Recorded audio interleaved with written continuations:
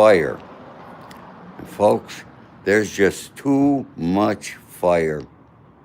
There's a blazing fire around Diddy. I've done a lot of research. Will he be indicted anywhere for the unaliving of Tupac and Biggie? Let's get down to it, folks. Grab your coffees, tea, or whatever you want, because you want to hear this. Folks, we all seen the documentary 50 Cent and Netflix did. Okay, there's Agent Orange. Hey, Will. Good morning, my friends. Thank you for joining me today. As you heard me say earlier, where there's smoke, there's fire.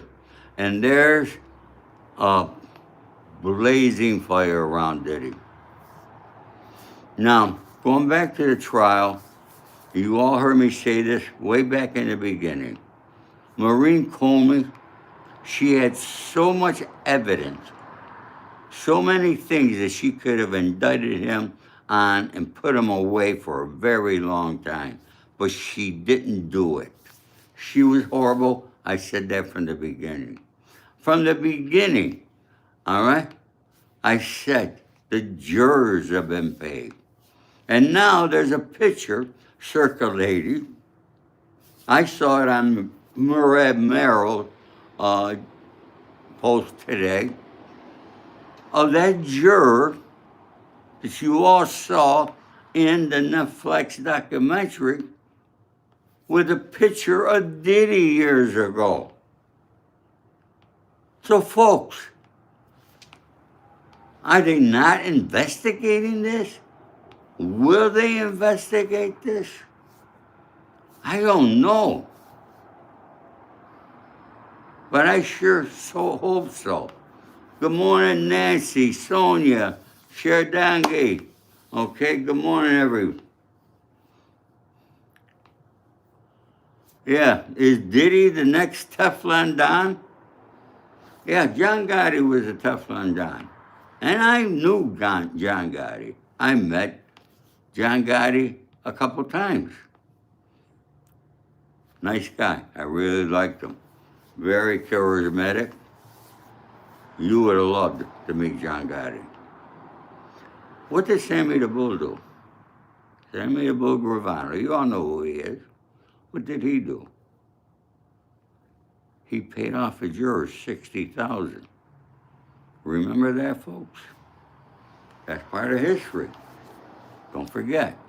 Jurors are the easiest people to get to and pay off when they are not sequestered.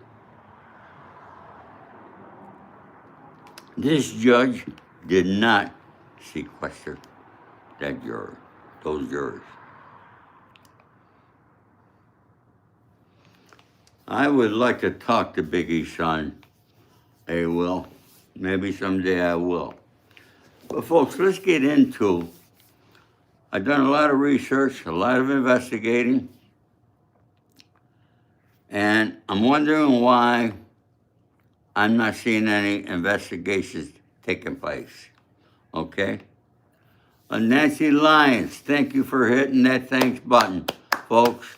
All right, folks, if you haven't subscribed to my channel yet, please do like, share, and put your notifications on, because I got a lot of wisdom, a lot of things that I'm going to be sharing with you. So thank you so much, Nancy Lyon Gray.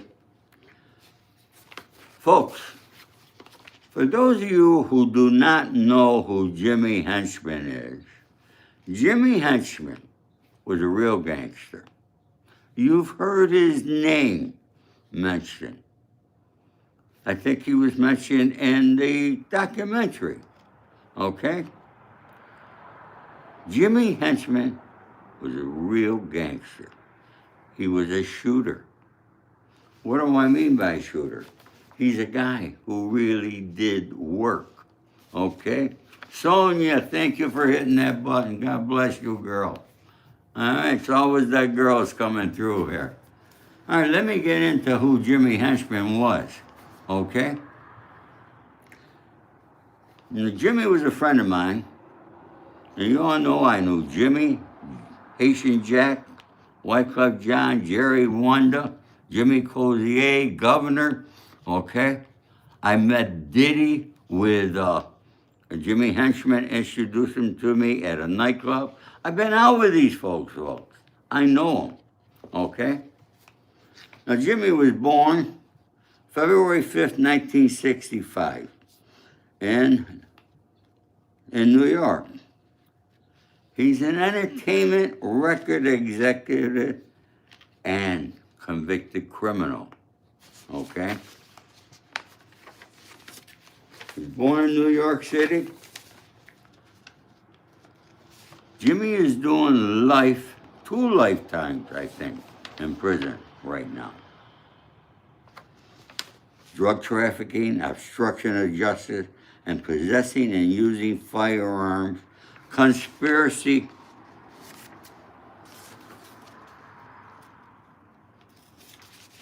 whole bunch of stuff. Roseman and several friends founded the music conference How Can I Be Down in 1992. Roseman was behind Salt and Pepper's 1993 single, Shoot. In 1996, Roseman founded Henchman, the company that would later become the rap management company, Czar Entertainment. He was the CEO of Czar when it managed The Game. Remember that, folks? The Game, Sean Kingston, Brandy, Gucci Mane, Gorilla Black, Salt and Pepper, and Akon. Okay? Who's that? Hit me up there, $10. Thank you. Okay? He was known, very well known in the hip-hop game. Okay? New York Times article. As a prince at the royal court, whose ties to rap music's biggest stars were known far and wide, Roseman was the Game's manager during a feud with 50 Cent. When the Game recorded the diss track, 300 Bars and Running, in 2006, Henchman and 50 Cent, Curtis Jackson, settled a lawsuit regarding a DVD that Czar Entertainment released about 50 Cent's namesake, Kevin 50 Cent Martin, in which interviews with Jackson were alleged to have been inappropriately used. In this settlement, a charity was created with funds going to support the charity. Okay? Jared, and welcome to Gangster Circle. Jimmy Henchman was real. Jimmy Henchman knew Diddy very well. Now, Jimmy got arrested 2010. I remember the day because I was locked up in MDC, Brooklyn, when this happened. Okay? And Jimmy had a lot of money. Okay, he was making millions of dollars a month distributing cocaine from California to New York. Folks, I knew Jimmy very, very well. Because every time I was in New York, Jimmy came to my hotel, we'd have dinner, and so forth. And then I never forget, all right? I was in London, and Jimmy was there promoting Game through my friend, Clive Black. All right, Clive Black's big in the music business in England. So folks, you know, I've been around. I know what I'm talking about. I know these people. I'll never forget Jimmy and I sitting down at a pub outside having lunch one day in London. He said, "This is a great story. we're sitting here and nobody's watching us. We could talk. And we talked. Folks, Jimmy was around when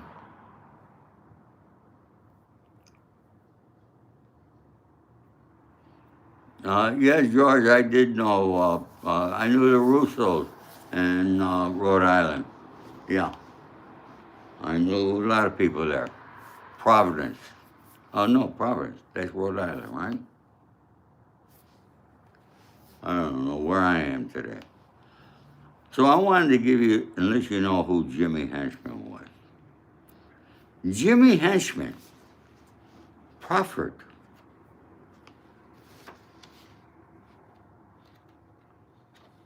I was very surprised when I heard of Jimmy proffered. But nobody went away because of it. Does Jimmy know anything? Can he possibly be somebody that knows about Tupac and Biggie? Because he was around. He was a free man back then. He didn't go away till 2010, okay? So,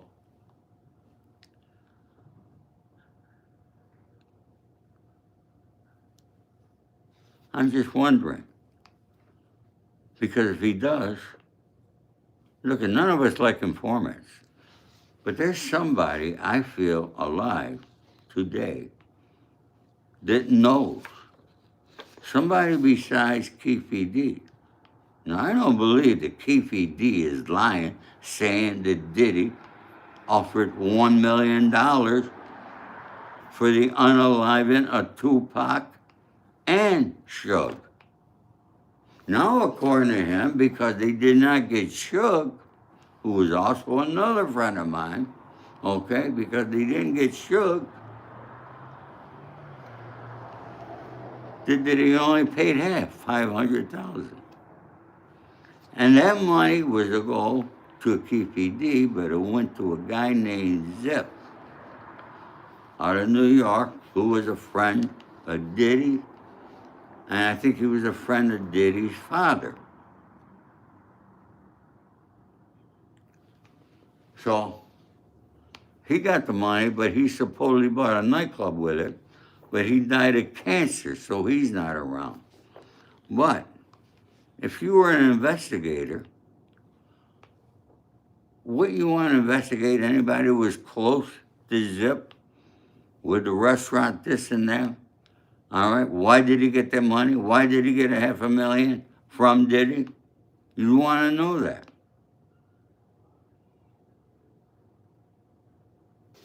Okay? Then you would want to know, all right, why?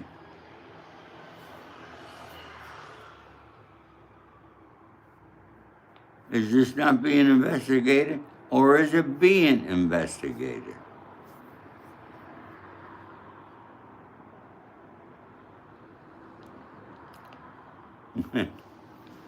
I'm glad everybody getting to be friends here. This is awesome, folks.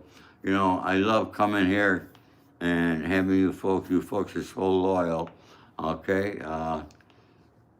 Yesterday, I did a show yesterday. So far, almost 14,000 people have watched it. But let's get down to investigations, because this is the tricky part.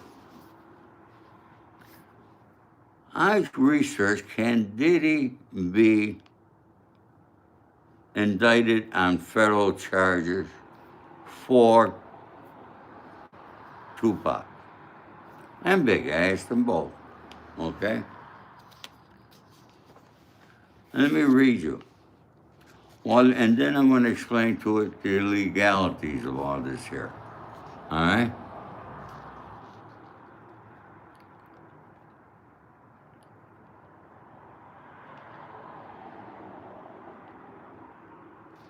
Thank you, Sonia. The current prosecution of KFD is a state case in Nevada. The murder of Tupac Shakur could potentially become a federal indictment under specific circumstances, such as if a federal crime was involved, e.g., crossing state lines to commit the crime. Now, if I'm not mistaken, GPD came from California to Las Vegas. That's crossing the line, so why is it the state? I don't understand that.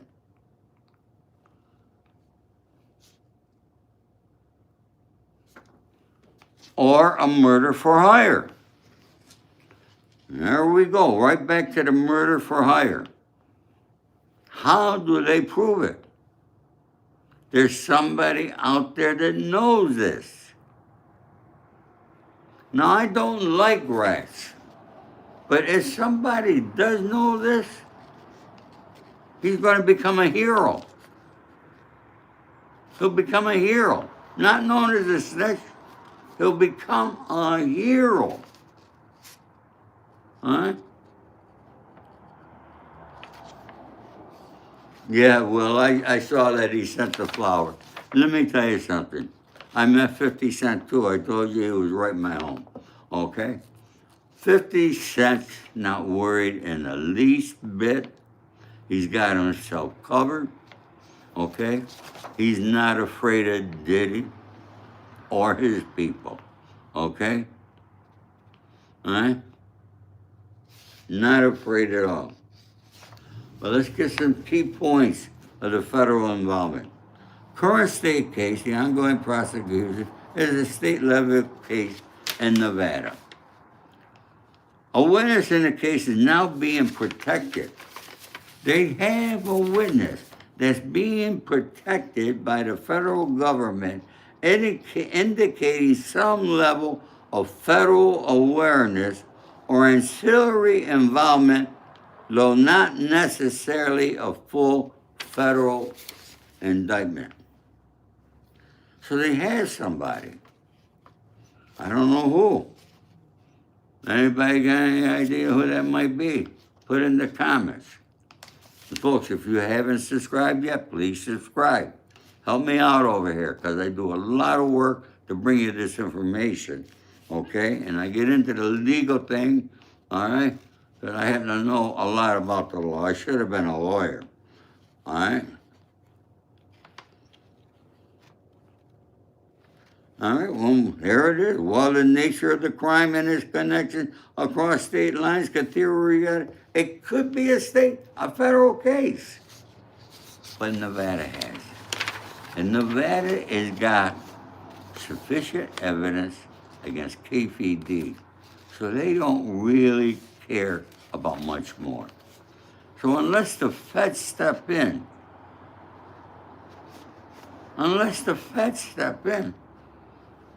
you're not going to hear about it no more. Legally. Unless this informant that they have knows something that hasn't been disclosed yet.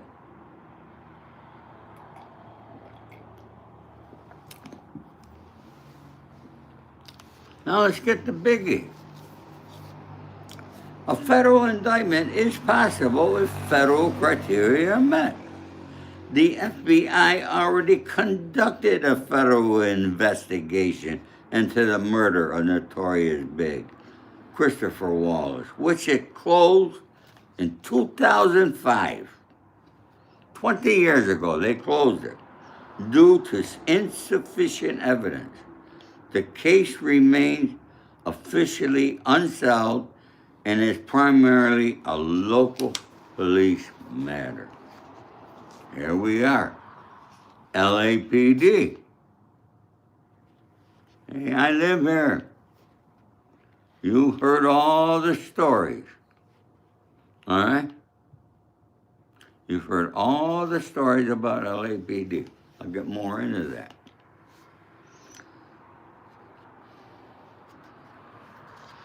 The FBI did open a civil rights color of law investigation into the murder, which focused on allegations that rogue Los Angeles Police Department officers were involved in the killing or a subsequent cover-up.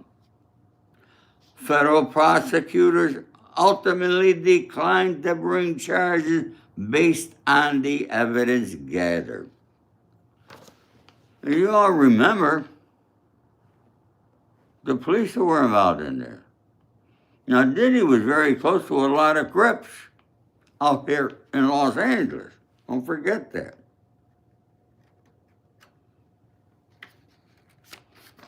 And those files were released to the public under the Freedom of Information Act.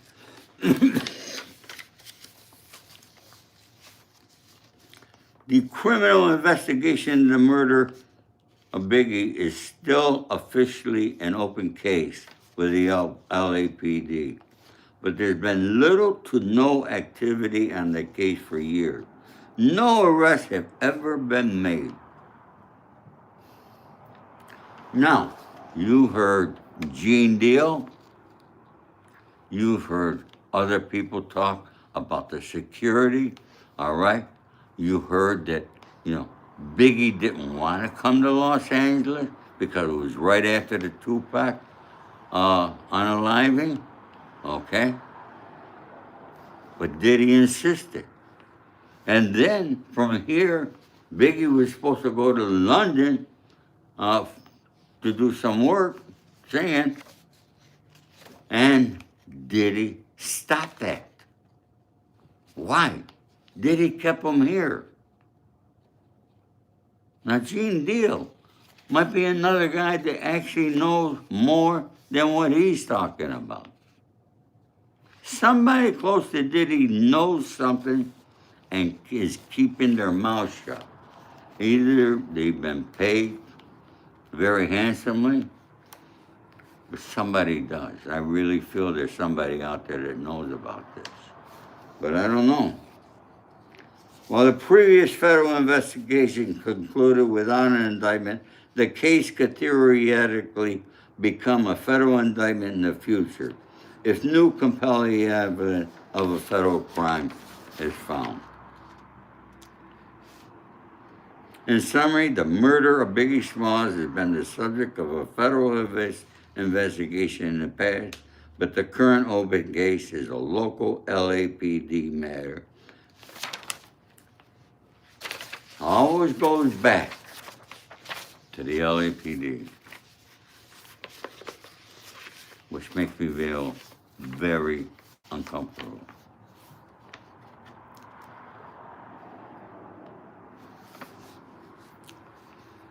Yes, Sonia, a lot of the people have become unalive, okay? This is when I say there's so much smoke, there's fire, okay? Why? Oh, that's a normal thing that you do. People who know about it, you make them unalive. It's just part of the gang, organized crime. It's part of the nature of the streets, okay? It's a way of protecting. And, going back to Jonathan Hayes, who had his case is being investigated by the Sheriff's Department, not the LAPD. I must admit, the Sheriff's Department a little bit better than LAPD, but I don't have my hopes up. I think that Jonathan Hayes has receipts. He's got witnesses. So let's see what the Sheriff's Department comes out with.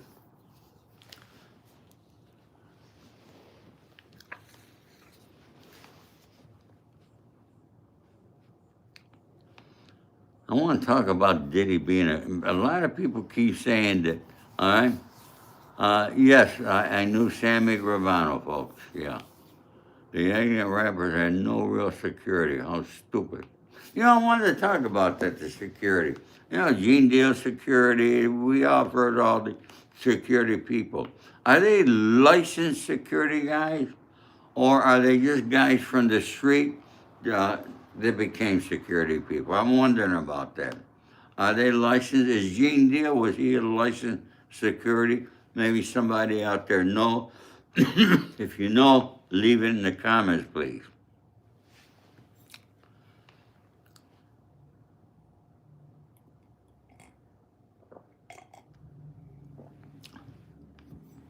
Crip security. Yeah, that's what it was. You know, I knew Suge Knight very well. Had a lot of respect for him. He was a little upset with me because I knew Jimmy Henchman, and you heard, remember that Suge got shot down in Florida, and that was Jimmy having his people doing that, okay, as a warning shot to him. So Jimmy Henchman was a real gangster, folks. And he proffered, let's get into it, where is it? All right.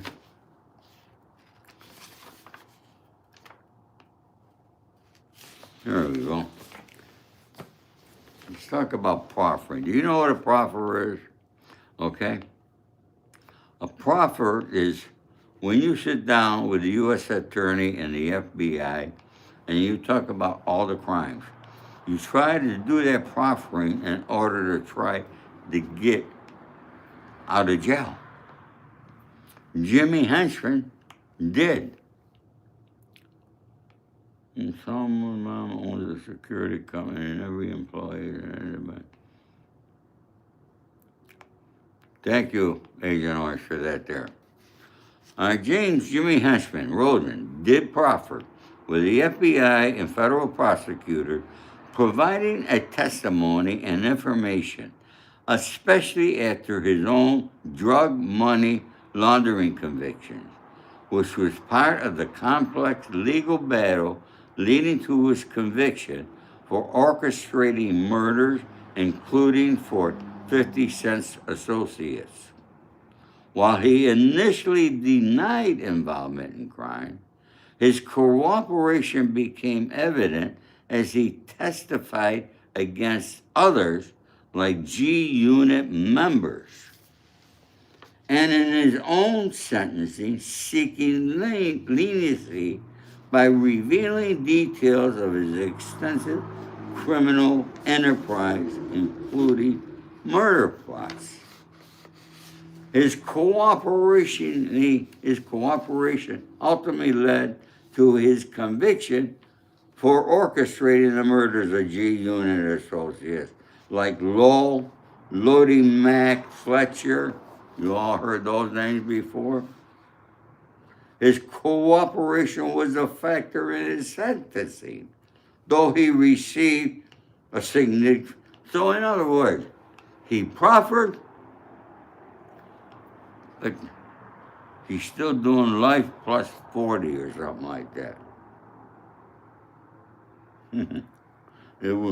So Jimmy Henchman did proffer with the FBI, giving them information, but it was in the context of his own legal troubles and ultimately didn't prevent his conviction for murder conspiracy.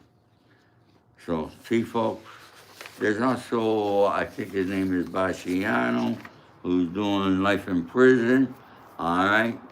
And he proffered. Didn't help him out at all. So sometimes the proffers help, sometimes they don't. But you all I wanted to show you all the connection here. And hopefully you understand it, okay?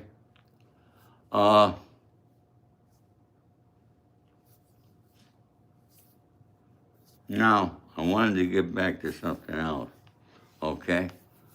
All this talk about Diddy having been an informant for the FBI. Once again, there's a lot of smoke, but where's the fire? Who did he put away? There's got to be 302s out there. You know the 302 that's what they call it when you proffer. There's got to be 302s. I'm going to have to try to see if I could find any 302s When I had to do some digging, it'd be back in New York, of course, and I had to write the Freedom of Information Act, I think. They take a million years to get back to you. But Nancy Lyon, rest in peace, Charlie Kirk. And is that helping him? I mean, I don't see how. Okay?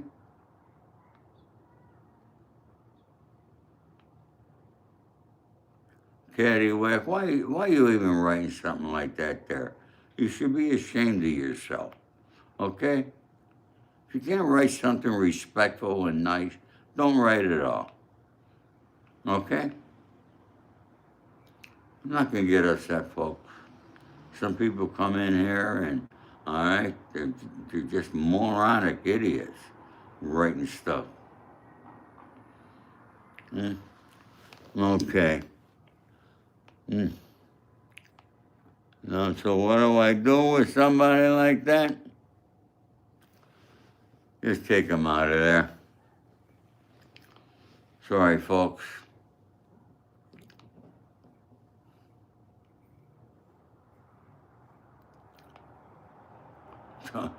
William, you're saying you got railroaded. The only one doing any railroading is Diddy. Diddy is propaganda machine. And you know what? I think Christine Corn's the one heading it up. If I had to pick anybody, it would be Christina. KK, you all know her. Her name was mentioned in the Netflix documentary. And yet, we're not hearing anything from her. You heard, oh, by the way, his lawyers are very upset. Diddy loves to be filmed, and he filmed that whole talking to Mark Agnifilo, and now it's public knowledge. And you know, that was before he was even indicted. Huh? Yeah, where is KK? Nobody knows where she is, well. But she's out there someplace, and I think she's pulling a lot of strings. Just my thought. Because she got a lot of respect and love for Diddy, that's for sure. She didn't testify at the trial. Or maybe idiot Maureen Coleman just didn't want her. I don't think she really wanted to hit Diddy that hard. I think the only thing Maureen Coleman wanted was the videos of all the important people that Diddy had there. Okay? All right? Those are valuable, folks. I'm not talking about the actors and actresses. They don't care about them. I'm talking about billionaires, people with money, the big contributors, all right, to the different political parties. Did Diddy have those kind of people there? Did he have judges there? Who else did were at those parties that we don't know, and we're never going to know? The same thing as the Epstein file. You're not going to find those names. They're powerful names, folks. But somebody like Maureen Coleman, she picks up a phone, calls one of those people, and lets her know she got dirt. She owns that person. Can you imagine having that kind of information? You own those people. You know how much money you can get? It's amazing. Okay? I'm not talking $20, $30 here, folks. I'm talking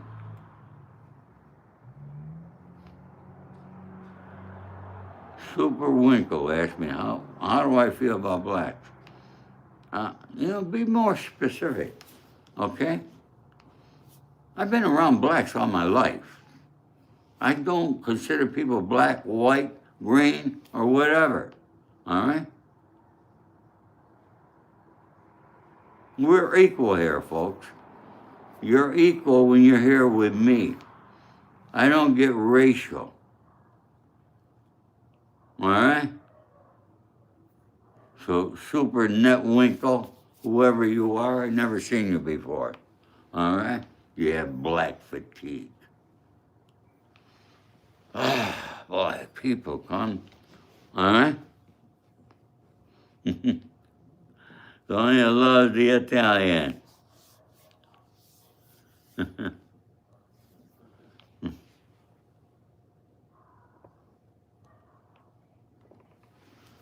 Okay, get rid of that one too. I never done this here, folks, of getting rid of people, but you know what? I'm not going to put up with this different kind of idiots writing these stupid comments that mean nothing and what start a race war. I did Nancy, I threw him out. Okay, he's gone.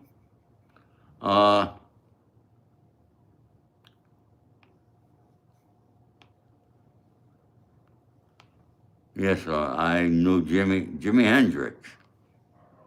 You mean Jimi Henchman?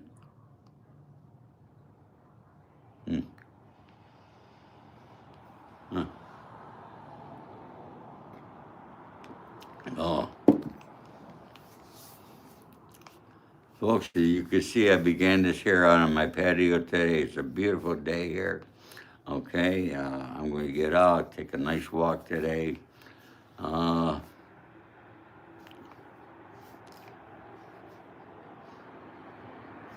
Fanciest car I've had, Lincoln Continental, Cadillac Eldorado.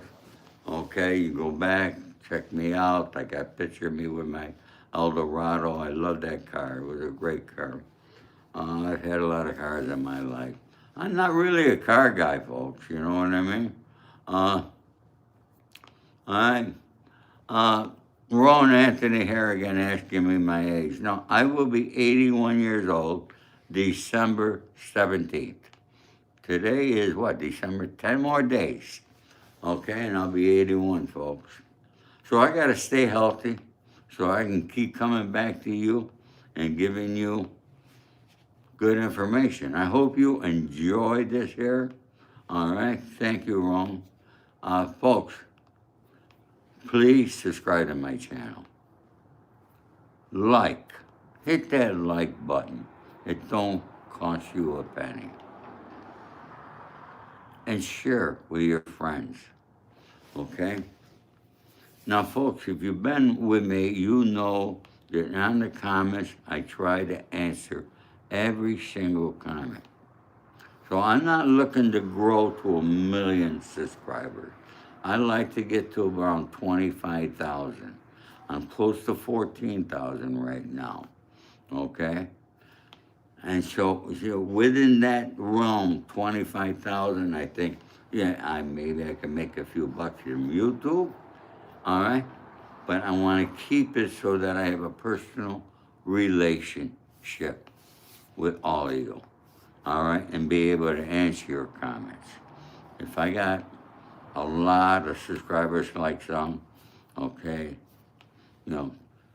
you'll notice that most people you leave a comment, they never even give you a like, okay?